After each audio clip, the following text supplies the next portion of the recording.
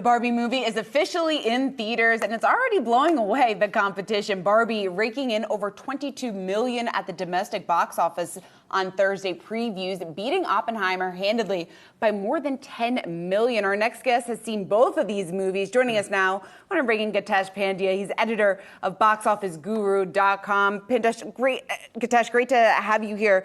So let's start with Barbie, since that has been a lot of our focus here. That's expected to be the outperformer this weekend. There's been so much hype ahead of this weekend for the box office. Does Barbie live up to it?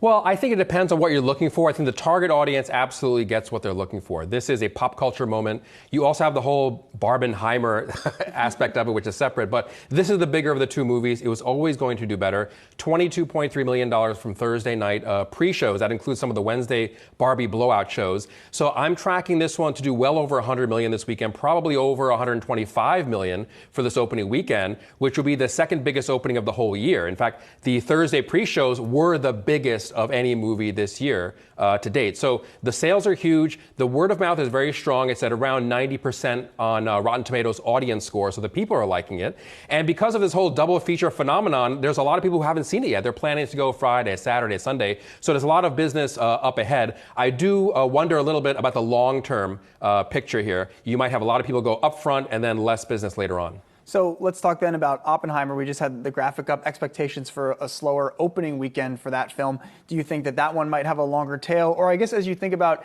these two movies that seem to be capturing popular attention in a way that we haven't seen too many films do over the last few years. What is it maybe that you think Oppenheimer is channeling in a different way with that kind of energy?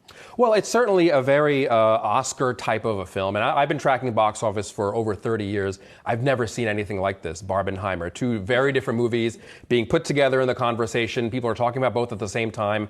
Oppenheimer was always expected to be the smaller of the two films. Nothing new there. It's not a brand or an IP or anything. But this is a film where the director is the brand, and you're going to see a longer tail on this one because the word of mouth will be a little bit better moving forward. So I guess in thinking then about, we haven't seen anything like this before, I'm curious what you make of the way movies are marketed, but the way maybe they catch steam on TikTok, right? Remember the was the Gentle Minions thing? Was that last year, 2 years ago? All of a sudden you got teenagers dressing in suits, going to see a Minions movie. No one's quite sure why, but as you know, CMOs everywhere were saying, how do we make this happen? So in your view, how are theaters or studios succeeding, failing, flailing in trying to get that kind of organic? It's not organic, but seemingly organic. Yeah, it's semi-organic. It's critical. It's absolutely critical to the overall picture because this is how people communicate. This is how people talk about things, how something gets hot. And Barbenheimer came up through the people.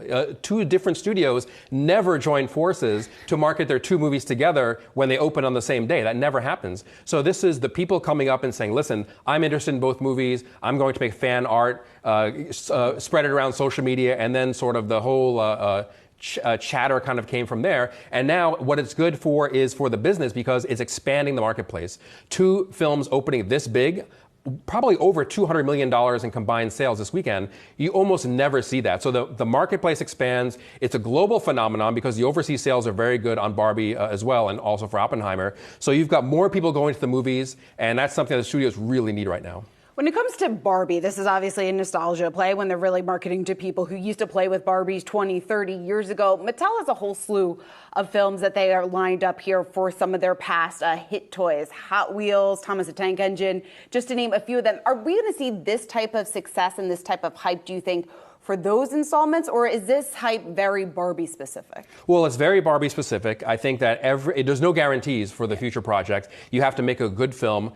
Greta Gerwig has done some terrific films before. They hired her to make Barbie, and she did a bang-up job here. This is great with the critics, great with the audiences. People are loving it. I'm sure Warner Brothers will pull up with a dump truck full of money to make her do part 2 sometime after the strikes are all over. So it depends on how well you make it. I think some of those Mattel movies might flop if they're not made well. But if you look at different IP, people are turning everything into a movie. Video games, toys, there was G.I. Joe, there's Transformers, there's Barbie. So if you make it well, people will come. And maybe it's just me floating into your area of expertise, but I think I just wonder when, if ever, we reach sequel saturation. And perhaps it's just a misread that this is the way it's always been. Right. And so we're just kind of making up something that doesn't exist. But in your view, as someone who follows this week in and week out, Has there actually been a market uptick in sequels? And does it feel like audiences want something new rather than the 19th or 20th Marvel, however many of those movies there have been?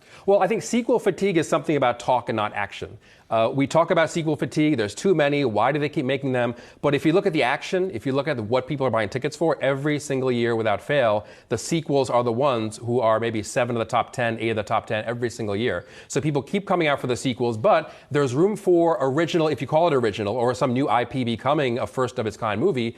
Super Mario Brothers, which is not a sequel, is the highest grossing movie of this year. Barbie is about to have one of the biggest openings of this year. So there are movies which are not sequels, but based on IP. They have a built-in audience, which are becoming blockbusters. And I see more of that coming in, but you do have to have some room for the Oppenheimers of the world, where you have directors that people really trust, and they'll go see anything he or she makes. And that's what you have this weekend with 2 different movies at the same time. Gutesh, there has been, though, some chatter online, people very upset with the strikes that are happening, the treatment of actors, of writers here by the studios. And there's been some talk that maybe people are going to boycott the movie theaters over the coming weekends. How big of a concern is that within the industry? Not much of a concern. I think as far as the movie theaters go, it's really product driven.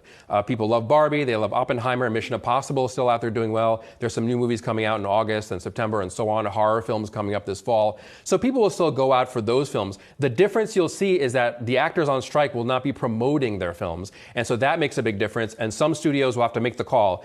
Our stars will not be promoting this film. Do we still release it as is, or do we push it to later when we hope the strike is over if they need them to be on social media and promoting their films? Or is it a big brand that sells itself, and then you can just kind of put it out there in the marketplace anyway? But I don't see consumers boycotting movie theaters all that much right now.